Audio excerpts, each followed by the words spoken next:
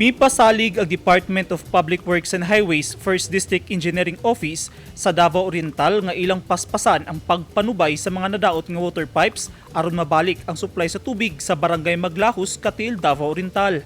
Nabanlas sa baha ang Maglahos Bridge kung asa nagsubay ang tubo sa tubig.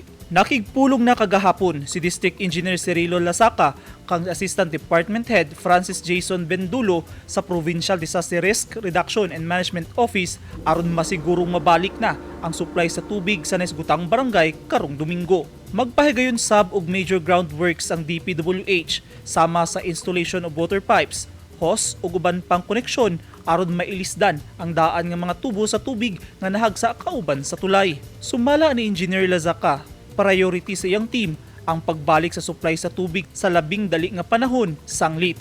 Usa sa mga nagunang panginhanglanon sa mga tawo ang tubig.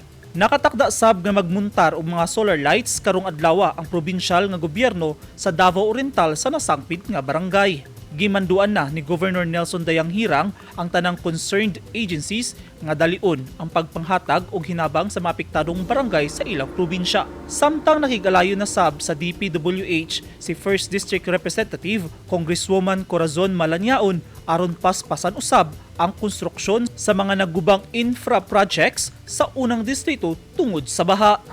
Eugene Hinutan, Newsline Philippines, Davao Region. Stay safe.